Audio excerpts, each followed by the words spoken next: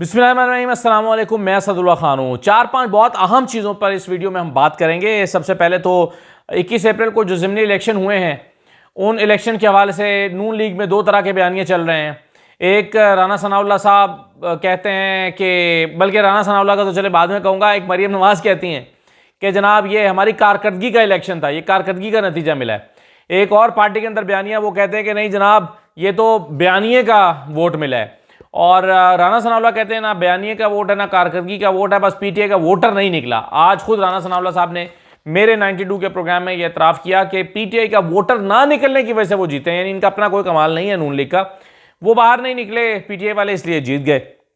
अच्छा, अब सूरत हाल यह है कि अब पता यह चला कि नहीं इनमें से कोई भी बात नहीं है, असल बात कोई और है, और वो है फैफिन की रिपोर्ट हमारे सामने आई है।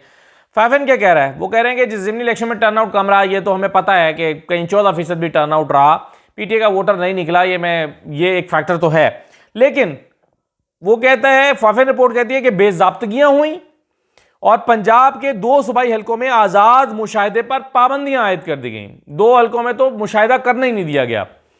अच्छा, फिर वो कहते हैं कि जी पीपी 36 वजीराबाद और पीपी 22 चकवाल कमतलागंज के 19 पोलिंग स्टेशन पर फैफिन मुबसरीन को इंतखाबी प्रोसेस को मुशाहिदे से रोका गया।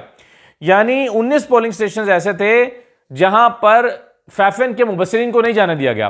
और आपको पता है कि 10-12 पोलिंग स्टेशन ही होते हैं जिस पे गेम डालनी होती है आपने।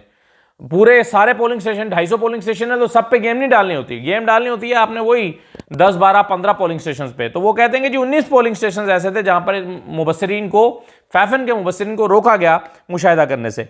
फिर रिपोर्ट में कहा गया है कि 21 अप्रैल के ज़िमनी इलेक्शन में 36% रजिस्टर्ड वोटर ने वोट डाला, जो कि 8 फरवरी के आम इंतखाबात से कम है। 8 फरवरी को इन 22 में से 18 हलकों पर टर्नआउट 50% था, यानी इन हलकों में 50% था और कहां 36% पे आ गया।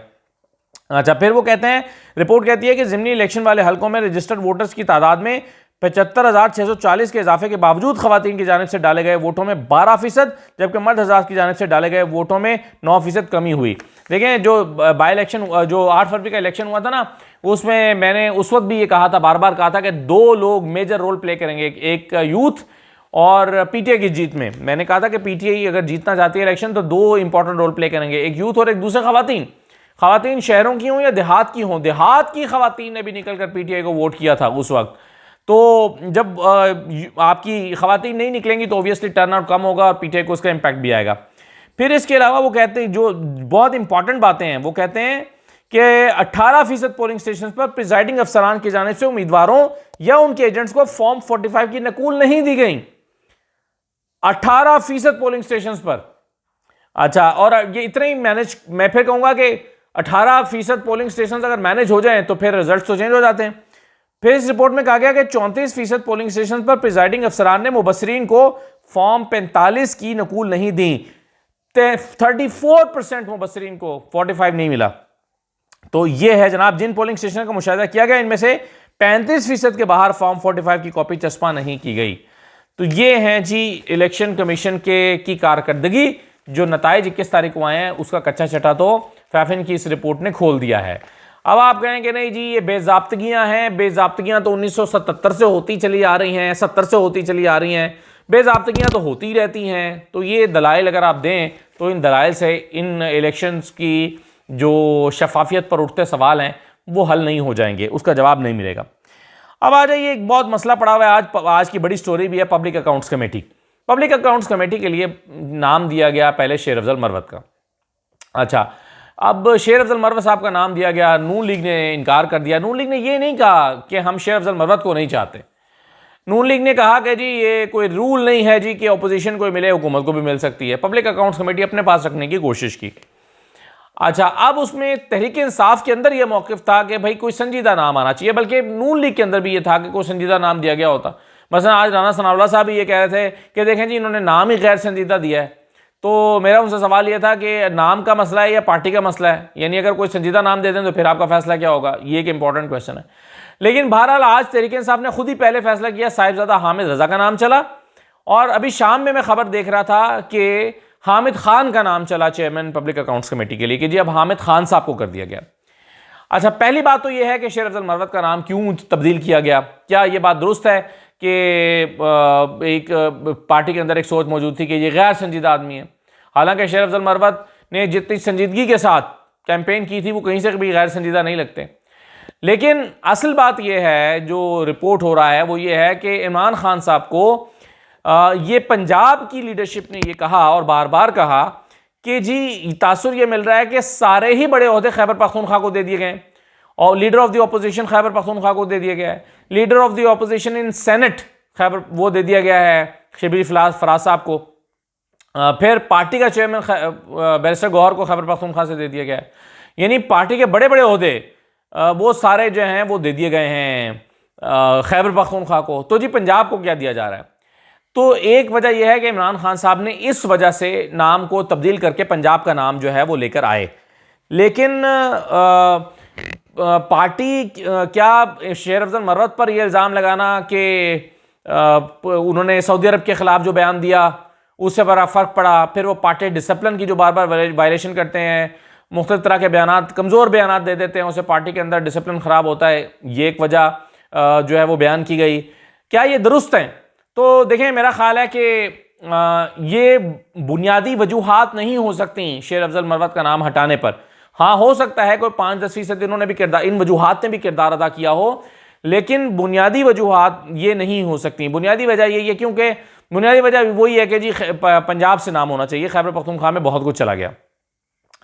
अब रही ये बात कि क्या शेर अफजल मरवत इमरान खान को पसंद है या नहीं, तो मैं ज़ाती तौर पर जानता हूँ कि इमरान खान को शेर अफजल मरवत पसंद हैं। दो तरह के लोग उनको बहुत अच्छे लगते हैं। एक वो जो बड़ा एग्रेसिव बयानियाँ लेकर चलते हैं और सख्त रवैया अख्तियार करते हैं, और दूसरे वो लोग जो जिन्होंने इलेक्शन की कैंपेन में बड़ा दलेरी के साथ काम किया था। इमरान खान उन दो लोगों की कदर करते हैं, इसीलिए वो डटे हुए थे शेर अफजल मरवत के नाम पर। लेकिन ये वाला जो आर्गूमेंट है कि जी सारा ही कुछ अगर आप दे देंगे खैबर पख्तूनख्वा को तो पंजाब को क्या देंगे, मेरा ख्याल है इस आर्गूमेंट ने फैसला कराया इमरान खान से। अब शेर अफजल मरवत मगर ये नहीं मानते। शेर अफजल मरवत ये कह रहे हैं कि मेरे खिलाफ पार्टी के अंदर बहुत साजिशें हो रही हैं और कई लोगों ने इमरान खान को, पार्टी रहनुमाओं ने मजबूर किया कि शेर अफजल मरवत का नाम हटाया जाए। शेर अफजल मरवत ये समझते हैं। अच्छा, मैं एक बात आपको बता दूं कि इस वक्त तहरीक इंसाफ के अंदर एक बात बहुत ख़तरनाक हो रही है, और वो ये है कि हर शख्स दूसरे को कॉम्प्रोमाइज समझता है, हर शख्स दूसरे को समझता है कि ये पार्टी का लॉयल नहीं है, और पार्टी के अंदर कोई यानी इतनी कॉन्स्पिरेसीज चल रही हैं कि एक समझता है कि ये लॉयल नहीं है, दूसरा समझता है कि इसने पैसे खाए हैं, तीसरा समझता है कि ये खान के कान भर रहा है, चौथा यानी इत्तफाक इत्तेहाद का इस वक्त एक बहुत बड़ा मसला पार्टी को दरपेश है। अगरचे जिस दिन खान साहब आएंगे ये मसला एक ही दिन में सारा का सारा ख़त्म हो जाएगा, लेकिन इस वक्त पार्टी का ये बहुत बड़ा प्रॉब्लम है कि कोई भी एक बंदा दूसरे पर ट्रस्ट करने के लिए तैयार नहीं है। टोलियाँ बनी हुई हैं छोटी छोटी, कोई 2 दोस्त हैं तो वो 4 के ख़िलाफ़ हैं, कोई ये 3 दोस्त हैं तो वो 5 के ख़िलाफ़ हैं। तो ये पार्टी को बड़ा डैमेज कर रहा है, और मुझे नहीं पता इसका कोई हल है या नहीं। शायद एक हल तो ये हो सकता था कि पार्टी का चेयरमैन बड़ा स्ट्रांग होता तो शायद वो ये मामला को हल कर लेता, लेकिन पार्टी का चेयरमैन चूंकि खुद बहुत सारे लोगों से जूनियर और कमज़ोर है, और उस वक्त लगता था कि स्लॉट फिल की गई है, लेकिन बाद में एक्चुअल चेयरमैन की ज़रूरत पड़ गई, असल चेयरमैन की। तो फिर बैरिस्टर गौहर ने अपना असल चेयरमैनशिप का रोल दिखाने की कोशिश भी की, लेकिन कोई बात बन नहीं पा रही। तो इन वजूहात की बिना पर ये डिसिप्लिन का मसला पैदा हो रहा है। बहरहाल अब पब्लिक अकाउंट्स कमेटी का नाम अभी हामिद खान का आया। मुझे नहीं पता कि हामिद खान कैसे पब्लिक अकाउंट्स कमेटी के चेयरमैन हो सकते हैं, क्योंकि बहरहाल वहाँ पे एक दबंग बंदा तो चाहिए। हामिद खान जैसा ढीला ढाला आदमी पता नहीं इस रोल में कैसा उतरेगा। इनसे तो शायद साहिबजादा हामिद रज़ा का नाम बेहतर होता, या कोई और ऐसा बंदा जो ज़्यादा पढ़ा लिखा और एक सॉफ्ट फेस भी होता, क्योंकि बहरहाल पब्लिक अकाउंट्स कमेटी पाकिस्तान की एक बहुत ही, असम्बली की एक बहुत ही एक इम्पॉर्टेंट कमेटी है। एक बात मैं आपको और बता दूं कि 2 महीने हो गए अभी तक कमेटियां वजूद में नहीं आई, और असम्बली रूल्स के मुताबिक 30 दिन के अंदर पार्लिमानी कमेटियां बन जानी चाहिए। ये जो कायमा कमेटियां हैं, स्टैंडिंग कमेटीज, ये बन जानी चाहिए 30 दिन के अंदर। रूल्स की खिलाफ वर्जी हो रही है कि 2 महीने में अभी तक कमेटियां नहीं बनाई गई। आप देखें ना, कमेटियां नहीं होंगी तो कानून साजी नहीं हो सकती। यानी कमेटियां, जो भी बिल है वो पहले कमेटियों के पास जाता है, उस पर सेर हासिल गुफ्तगू होती है, रिकमेंडेशन आती हैं, फिर वो बिल एक शक्ल इख्तियार करके कौमी असेंबली के अंदर आता है। तो कमेटियों का ना होना एक तो वायलेशन है, दूसरा असेंबली से गैर मौसर होकर रह गई है। मुझे नहीं पता कि हुकूमत क्या सोच रही है और क्या कर रही है, लेकिन बहरहाल कमेटियों का वजूद में ना आना एक बहुत बड़ा ऑलरेडी एक आइन और कानून के लिहाज से एक बहुत बड़ा मसला ऑलरेडी हो चुका है। अच्छा, पाकिस्तान तहरीक इंसाफ के इंट्रा पार्टी इलेक्शंस तीसरी मरतबा हुए। पहले हुए, उसको कह दिया गया कि जी नहीं सही नहीं हुए। दूसरी मरतबा हुए, उनको कह दिया गया कि नहीं जी ये तो ठीक नहीं हुए। फिर बल्ले का निशान ले लिया गया। फिर इलेक्शंस के बाद फिर इंट्रा पार्टी इलेक्शंस हुए। आज फिर उस पर इलेक्शन कमीशन ने एतराज़ लगा दिया। इलेक्शन कमीशन का मानना यह है कि नहीं जी फिर ठीक नहीं हुए ये इलेक्शंस। अच्छा, अब क्या एतराज़ात लगाए हैं इसकी तफसीलात तो हमारे सामने नहीं आई, लेकिन इलेक्शन कमीशन ने पाकिस्तान तहरीक इंसाफ को नोटिस जारी कर दिया है। और ये नोटिस जो है वो 30 अप्रैल के लिए जारी किया है। 30 अप्रैल को कहा गया कि जी आप पेश हों और अपना जवाब दें। तब पता चलेगा कि इसमें मसला क्या है इन इलेक्शंस में। बहरहाल पाकिस्तान तहरीक इंसाफ के इंट्रा पार्टी इलेक्शंस जो हैं उसमें फिर एक मरतबा प्रॉब्लम पैदा हो गया है और या कर दिया गया है, और इलेक्शन कमीशन उन इंतखाबात को भी नहीं मान रहा जो तीसरी मरतबा हुए थे। अब जाहिर है एक तरफ आप कहते हैं कि जी आज आरिफ हबीब साहब ने क्या कहा है। आरिफ हबीब कारोबारी शख्सियत से मिले ना, शहबाज शरीफ साहब, प्राइम मिनिस्टर शहबाज शरीफ। जब प्राइम मिनिस्टर शहबाज शरीफ उनसे मिले तो उन्होंने कहा कि देखें जनाब, मुल्क का हालात बेहतर करें, माहौल बेहतर करें, इस्तेहकाम लेकर आएँ और अडियाला के बासियों से भी हाथ मिलाएं, उनसे भी मुलाकात करें, तब हालात बेहतर होंगे। ये आरिफ हबीब साहब ने कहा। अब आप सोचें कि आरिफ हबीब समझते हैं, और वो किसी पार्टी का हिस्सा नहीं है, आरिफ हबीब एक गैर जानिबदार आदमी है। वो समझते हैं कि मुल्क का माहौल जब तक ठीक नहीं होगा, जब तक ये इस्तेहकाम नहीं आएगा, तब तक हालात बेहतर नहीं होंगे, कारोबार ठीक नहीं होगा। वो ये समझते हैं और उन्होंने यही तजवीज़ आज दी है शहबाज शरीफ साहब को भी। लेकिन कैसे माहौल बेहतर होगा कि ना आप तहरीक इंसाफ को मखसूस नशस्तें देने को तैयार हैं, ना आप उनको पब्लिक अकाउंट्स कमेटी देने को तैयार हैं, ना आप उनके वो भद्दे और फजूल किस्म के जो केसेस हैं उन केसेस को ख़त्म करने के लिए तैयार हैं, ना आप इमरान खान को कोई किसी किस्म का कोई रिलीफ देना चाहते हैं, और ना ही उनकी पार्टी के इंट्रा पार्टी इलेक्शंस कबूल हो रहे हैं। तो ऐसे में आप मुझे बताएं कि कैसे हालात बेहतर होंगे, माहौल कैसे ठीक होगा, और माहौल कैसे ठीक होगा और कारोबार कैसे आएगा। तो ये तमाम चीज़ें जो हैं वो सारी मिल के, यानी इंट्रा पार्टी इलेक्शंस ही नहीं तस्लीम हो रहे जनाब, तसल्ली नहीं हो रही इलेक्शन कमीशन की। यानी इलेक्शन कमीशन की तसल्ली है कि इनके परवेज़ खट्टक के ठीक हुए थे, इस्तेहकाम पाकिस्तान पार्टी के ठीक हुए, बिलावल के ठीक हुए, मौलाना के ठीक हुए, और इन नून लीग के ठीक हुए, सबके इलेक्शन ठीक हुए। सिर्फ एक इलेक्शन नहीं करवाने आ रहे तो वो तहरीक इंसाफ को कराने नहीं आ रहे, फिर उस पर इतराज़ात लग गए। तो आप देखें इसका क्या हल निकलता है। आखिर में मैं आपको बताऊं कि एक और, हाँ, दो मामला तो और हैं। एक तो यास्मीन राशिद ने भी चीफ जस्टिस को ख़त लिख दिया। यास्मीन राशिद ने चीफ जस्टिस से दरख्वास्त की है कि जनाब बदतरीन धांधली हुई है उनके हल्के में और नोटिस किया जाए। एक ख़त 7-8 सफ़ात पर मुश्तमिल जो है वो 7-8 इंपॉर्टेंट निकात पर मुश्तमिल एक ख़त इमरान खान ने भी चीफ जस्टिस को लिखा था। ज़ाहिर है ख़तों का जवाब तो सुप्रीम कोर्ट नहीं देती, लेकिन यानी ख़त का जवाब लिख कर ख़त में तो नहीं देती कि जनाब आपका दावा, आपका ख़त मौसूल हुआ, बड़ी खुशी हुई और आपकी खैरियत नेक मतलूब है। ये सारा कुछ तो सुप्रीम कोर्ट नहीं करेगी, लेकिन सुप्रीम कोर्ट एक्शन तो ले सकती है।